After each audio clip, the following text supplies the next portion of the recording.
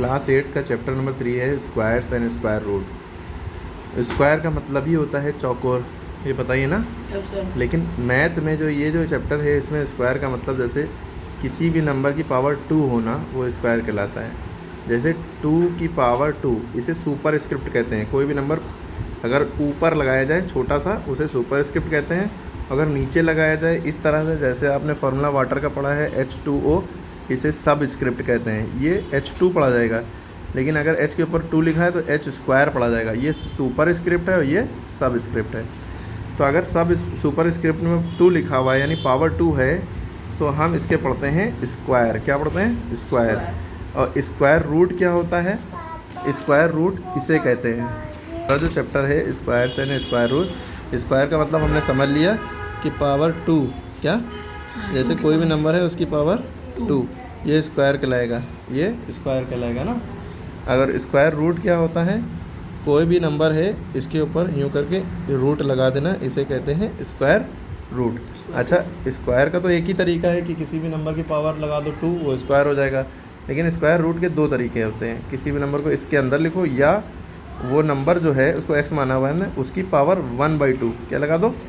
Half power. ठीक है, power अगर हाफ है तो वो स्क्वायर रूट पढ़ा जाएगा, पावर अगर 2 है तो वो स्क्वायर पढ़ा जाएगा। इतनी बात क्लियर हो गई।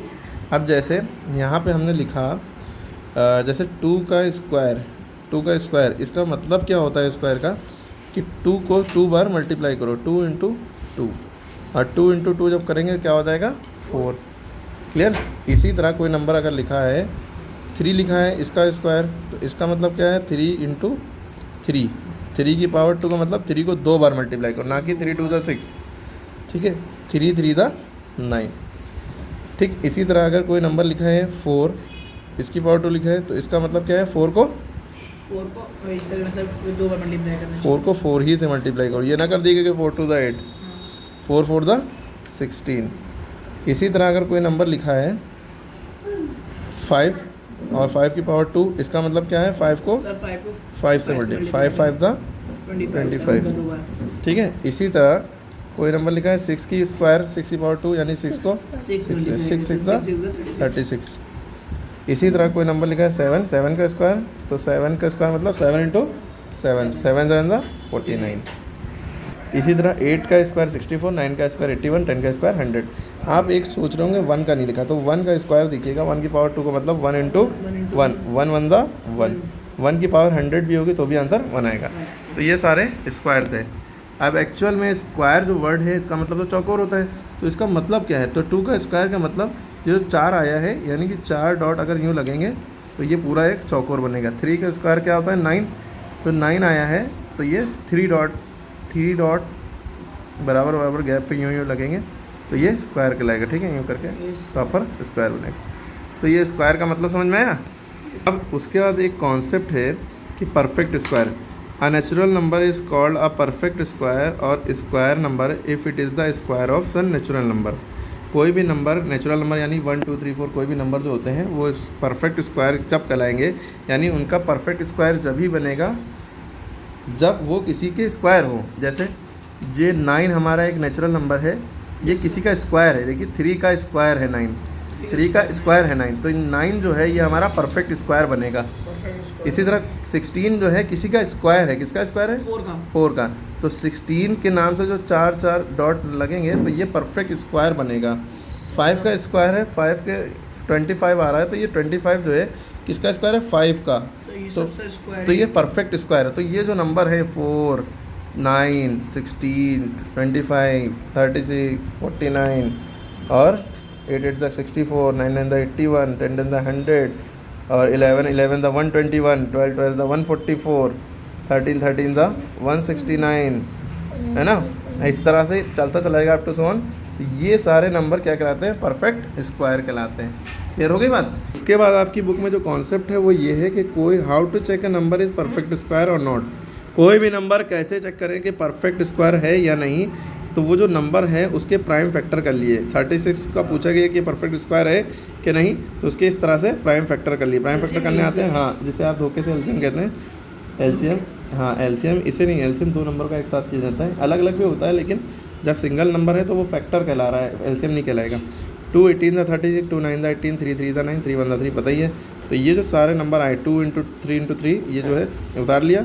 अब 2 का दो बार 2 है, 3 भी 2 बार है, ठीक है। अब 2 की पावर 2 हो गई क्योंकि 2 2 बार है, 3 की पावर 2 हो गई क्योंकि 3 2 बार है। अब 2 और 2 की पावर 2, 3 की पावर 2, यानी दोनों पे सेम पावर है। जब किसी नंबर पे सेम पावर होती है तो हम उन नंबरों को साथ में लिख लेते हैं मल्टीप्लाई की फॉर्म में, और पावर बाहर लगा लेते हैं, यानी होल पावर लगा ली। होल पावर का मतलब ये इस पर भी है और इस पर भी है। अब इन दोनों को मल्टीप्लाई कर लिया, 2 3 था 6, जब 6 हो गया और 6 की पावर 2 लिखी रही, यानी कि ये 36 जो था वो 6 का स्क्वायर था। So here it is clear that 36 is obtained by squaring 6 का जब हम स्क्वायर करते हैं यानी 6 को 6 से मल्टीप्लाई करते हैं तो 36 आता है, ठीक है। Hence 36 is a perfect square.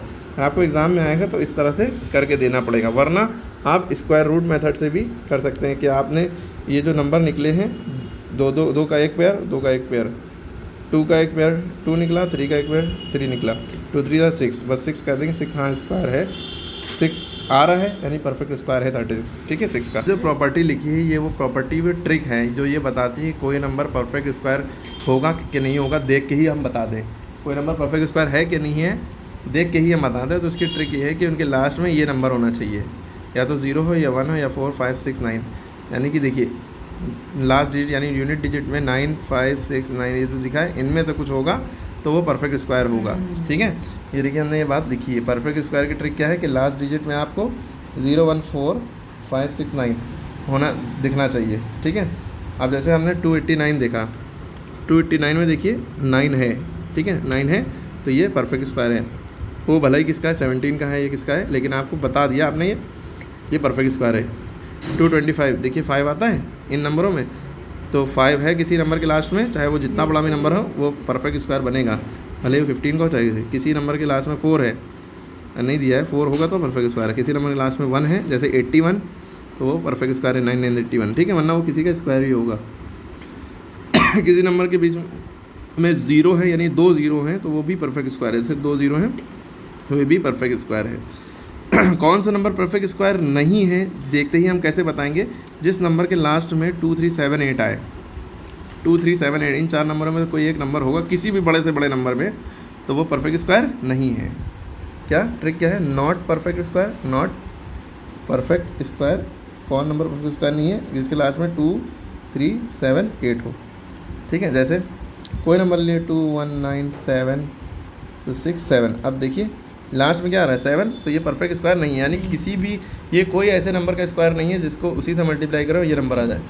अब जैसे हमने 169 लिखा, अब इनमें लास्ट डिजिट देखिए 9 है, क्या इनमें से है, तो 9 इसमें से है यानी परफेक्ट स्क्वायर है।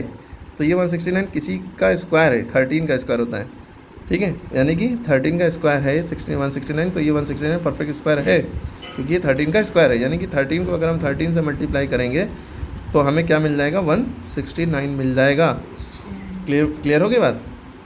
अगर कोई नंबर 12 लिखा है छोटा सा, अब लास्ट डिजिट देखिए 2 है, देखिए 2, तो जिसके लास्ट में 2 होगा तो वो perfect square, not a perfect square. जैसे 2 0 1 3 कोई भी नंबर है तो लास्ट में क्या है 3, और 3 इसमें आता है 2 3 7 8 में से, तो ये परफेक्ट स्क्वायर नहीं है, नॉट। क्लियर हो गई बात। तो यूनिट डिजिट देखा जाता है लास्ट डिजिट में, अगर परफेक्ट स्क्वायर है कि नहीं है। यूनिट डिजिट में अगर 0 1 5 4 5 6 9 इनमें से कुछ है, या 2 3 7 8 को छोड़ के इनमें से कुछ है तो परफेक्ट स्क्वायर है। हाँ अगर 3 0 लास्ट में होंगे तो परफेक्ट स्क्वायर नहीं होगा, 2 होंगे या पेयर में होंगे 4 होंगे परफेक्ट स्क्वायर होगा। इसी के लास्ट में 2 3 7 8 है तो नॉट परफेक्ट स्क्वायर, ये बात क्लियर हो गई। अब देखिए a number ending with odd number of zeros will never be perfect square, जिसमें ऑड नंबर 0 यानी 3 0 हो या 5 0 या 7 0 हो वो कभी भी परफेक्ट स्क्वायर नहीं होगा। If we square an even number, अगर हम किसी इवन नंबर का स्क्वायर करते हैं तो वो परफेक्ट स्क्वायर। अच्छा 0 भी इवन नंबर में होता है, 0 2 4 6 8 इवन नंबर है। अगर 0 का स्क्वायर करेंगे 0, 2 का स्क्वायर करेंगे 4, 4 का स्क्वायर करेंगे 16, 6 36। और देखिए ये 2 4 6 ये सब इवन नंबर है, इनका आंसर जो आ रहा है स्क्वायर जो आ रहा है वो भी इवन नंबर है। स्क्वायर ऑफ ऑड नंबर भी ऑलवेज ऑड नंबर, जैसे 1 का स्क्वायर करेंगे 1, 3 का स्क्वायर करेंगे 9, जैसे ये ऑड नंबर है, इनका स्क्वायर कर रहे हैं तो ये ऑड नंबर ही आ रहे हैं। अब इसके बाद एक प्रॉपर्टी है, the difference of square of 2 consecutive number is equal to sum of both number. तो को कॉन्जिक्यूटिव नंबर का डिफरेंस, कॉन्जिक्यूटिव नंबर किसे कहते हैं, लगातार जो नंबर है उनका डिफरेंस। जैसे हमने कोई नंबर लिया, जैसे 12 होता है, 12 के बाद क्या आता है 13, ऐसे ही आता जाता है। लेकिन हमने इनका स्क्वायर किया, 12 का स्क्वायर किया और 13 का स्क्वायर किया, और 13 के स्क्वायर में से 12 का स्क्वायर माइनस कर दिया, 13 के स्क्वायर में से 12 का स्क्वायर माइनस कर दिया। 13 का स्क्वायर होता है 169, आपको याद भी होना चाहिए। 12 का स्क्वायर होता है 144, याद कर लिए। इसको जब माइनस करेंगे तो 25 आ जाएगा, माइनस करके देख लिए। तो कह रहे हैं कि अगर हम किसी कॉन्जिक्यूटिव नंबर के स्क्वायर को माइनस करेंगे, कॉन्जिक्यूटिव लगातार जो नंबर आते हैं 12, 13, 14 है ना, 1, 2, 3, 4, ठीक है, तो जैसे तो उनके स्क्वायर्स को माइनस करेंगे बड़े में से छोटे को, तो आंसर जो आएगा वो इन दोनों को ऐड करने पे जो बिना स्क्वायर करे, यानी 12 और 13 को बिना स्क्वायर करे अगर ऐड करें तो जो आंसर आएगा वही आंसर स्क्वायर को डिफरेंस का भी आएगा। ये प्रॉपर्टी है। जैसे लगातार नंबरों में हमारा 2 है और 3 है, तो अगर 3 का स्क्वायर करें माइनस 2 का स्क्वायर करें, 3 का स्क्वायर हो गया 9, 2 का स्क्वायर हो गया 4, 9 में से 4 गया 5, तो जो नंबर आएगा वही इन दोनों नंबरों को जोड़ने पर आएगा, 2 + 3 5। ठीक है, देखिए 5 यहाँ भी है, 5 समझ गए प्रॉपर्टी। तो यही प्रॉपर्टी लिखी हुई है, क्लियर। उसके बाद अगली प्रॉपर्टी यही है, square of number n = sum of first n odd number. इसका मतलब क्या है, जैसे हमने शुरू के 5 ऑड नंबर ले लिए, पहला होता है 1, फिर 3, फिर 5, फिर 7, फिर 9। देखिए 1, 2, 3, 4, 5 ये स्क्वायर हो, ये नंबर हैं, ऑड नंबर हैं। तो है ये ऑड नंबर हैं। अगर हम 5 शुरू के ऑड नंबर लें, कितने लें 5, तो इनको अगर हम जोड़ेंगे तो क्या आएगा 25 आएगा। यानी कि जितने नंबर लिए 1, 2, 3, 4, 5 लिए थे ना, यानी कि n की वैल्यू 5 आ गई। तो जो जितने हमने ऑड नंबर लिए हैं यानी 5 लिए हैं, तो 5 का अगर हम स्क्वायर करेंगे 5 का स्क्वायर मतलब 5 × 5 यानी कि 25। तो जो इसके स्क्वायर करने पे आएगा वही ऑड नंबर का सम आएगा, यानी ऑड नंबर को जोड़ने पे। जैसे हमने 3 स्क्वायर नंबर लिए ऑड, 1 + 3 + 5, इन तीनों को जोड़ो, 1 + 3 4, 4 + 5 9।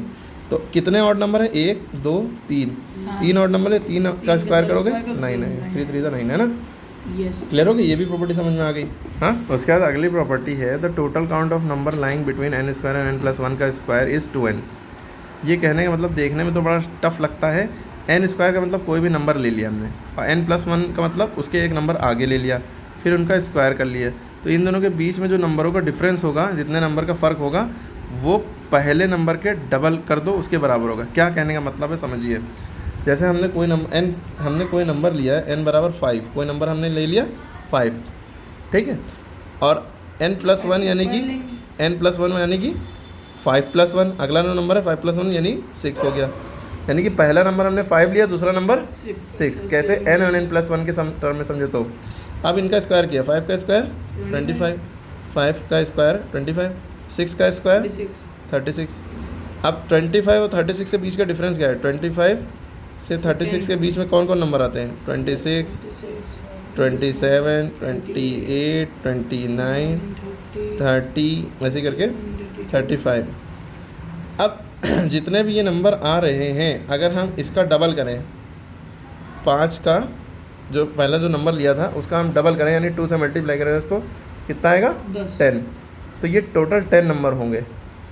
ये कहने का मतलब है कोई नंबर लगातार नंबर लिए, यानी कि कोई नंबर ले लिया, जैसे हमने 7 ले लिया, उसके बाद 8 ले लिया, 7 का स्क्वायर करेंगे 49, 8 का स्क्वायर करेंगे 64। तो 49 से 64 के बीच में जितने नंबर होंगे वो कितने होंगे, जो 7 हमने पहला नंबर लिया छोटा वाला, उसका डबल कर दो, 7 × 14, इसके बीच में 14 नंबर होंगे। क्लियर होगी बात जो हम समझा रहे हैं। बस ये प्रॉपर्टी आपको नॉलेज के लिए पता होना चाहिए। बाकी अब पाइथागोरियन ट्रिपलेट की बात करें तो पाइथागोरियन ट्रिपलेट मतलब राइट एंगल ट्रायंगल के अंदर 3 चीज़ें होती हैं, जो लाइनें होती हैं। पहली लाइन जो खड़ी लाइन है उसके परपेंडिकुलर है ना, क्या कहते हैं हिंदी में, लंब, परपेंडिकुलर या हाइट के लिए लंब, आधार, इसको शायद कर्ण कहते हैं, जो भी हिंदी मीडियम हमें नहीं। तो ये हाइपोटेन्यूज कहलाती है, यानी जो लंबी लाइन होती है इसे हाइपोटेन्यूज कहते हैं, याली लाइन को बेस कहते हैं, और याली लाइन को हाइट। जैसे समझ लीजिए दीवार है और ये सीढ़ी लगी है टेढ़ी, और आप इस सीढ़ी से इतनी दूर की जगह पे खड़े हैं, तो ये बेस कहलाएगा, ये परपेंडिकुलर कहलाएगा, और ये हाइपोटेन्यूज कहलाएगा। अगर इनमें से किसी एक चीज़ को निकालना है तो हम ये फॉर्मूला लगाते हैं, h² = p² + b²। इसी को कहते हैं Pythagoras theorem, h² = p² + b²। यानी इसका जो स्क्वायर होगा इसके स्क्वायर के इसके स्क्वायर के सम के बराबर होगा।